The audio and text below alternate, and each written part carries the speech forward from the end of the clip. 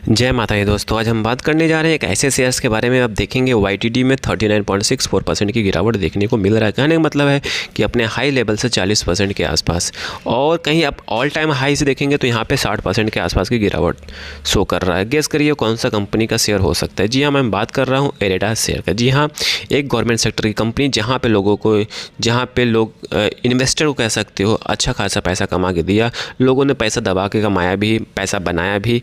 अब उसमें क्या है, गिरावट आई, और इस गिरावट में रिटेल इन्वेस्टर अच्छे तरीके से फंसे हुए हैं। जी हाँ, और उनके दिमाग में ये भी है कि अब इस शेयर से बाहर कैसा निकला जाए। देखिए, मैं आपको एक चीज़ बता देता हूँ, PSU जैसे स्टॉक्स में कहीं आपको रखने में टेंशन हो रही है तो आप समझ लीजिए तो फिर अब बेकार है। क्यों?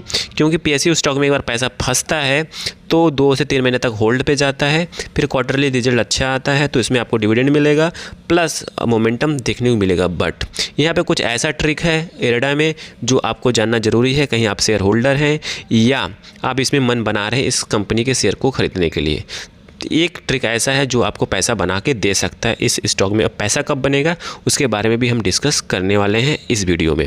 चलिए, वीडियो कंटिन्यू करने से पहले हम आपको बता दूं, एक ऐसा न्यूज़ है जो आपको जानना ज़रूरी है। वो न्यूज़ ये है कि एरेडा में जिस तरह गिरावट हुई, उस गिरावट के पीछे का जो विशेषज्ञों का मानना है कि बढ़ती करेक्शन और फंड रेजिंग प्लान्स ने निवेशकों की भावनाओं पर दबाव बनाया है। जी हाँ, यहाँ पर दबाव भावना तो वे दिखाई दे रहा है। तो कहने का मतलब ये है कि फंड रेजिंग का प्लान कंपनी बना सकती है। ठीक है, तो ये रहा न्यूज़। और दूसरी बात ये है कि आपको पैसा कैसे बनेगा उसके भी बारे में आपको जानना ज़रूरी है। वो पैसा कैसे बनेगा वो देखते हैं। तो देखिए क्या होता है कि एरेडा हो या विक्रम सोलर हो या कोई भी इस सेक्टर से रिलेटेड कंपनी हो, ठीक है, चाहे KPI ग्रीन हो, देखेंगे सारे स्टॉक्स में, सारे सोलर स्टॉक्स में या ग्रीन एनर्जी सेक्टर्स में सारे में गिरावट देखने को मिल रहा है। तो उसमें आपको क्या करना है, सारे स्टॉक्स को आपको जो अच्छे दिग्गज स्टॉक्स हैं आपको वॉच लिस्ट में डालना है, उसको आपको रडार पे रखना है।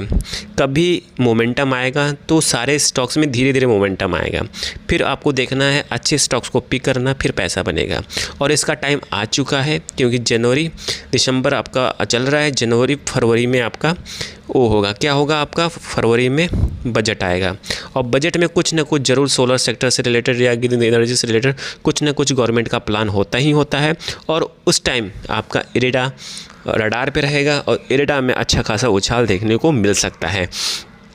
तो एक चीज़ आप यहाँ पे फोकस कर सकते हो। फिर बात करते हैं कंपनी के रिवेन्यू ऑपरेशंस की बात किया जाए तो यहाँ पे रिवेन्यू ऑपरेशंस देखेंगे Q2 रिजल्ट्स बहुत ज़बरदस्त आया था, 36.32% का उछाल देखने को मिला। वहीं नेट इनकम में भी 41.68% का उछाल देखने को मिला। EPS में भी 37.5% का उछाल देखने को मिला। नेट मार्जिन में 3.94% का उछाल देखने को मिला। कहने का मतलब कंपनी का फंडामेंटली वाइज देखेंगे तो कंपनी इसमें बहुत मजबूत स्थिति में है।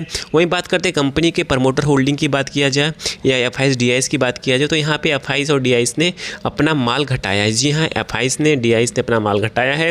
वही पब्लिक के पास 23.75% के साथ होल्डिंग बना हुआ है।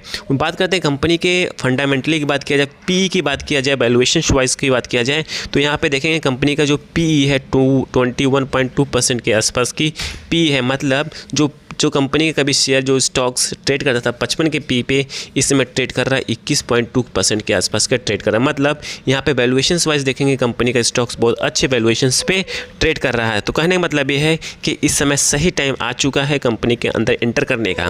मतलब अगेन डिस्क्लेमर के रूप में यहाँ पे बाय सेल कोई रिकमेंडेशंस नहीं है, जस्ट एजुकेशन पर्पस से इन्फॉर्मेशन को शेयर किया जा रहा है।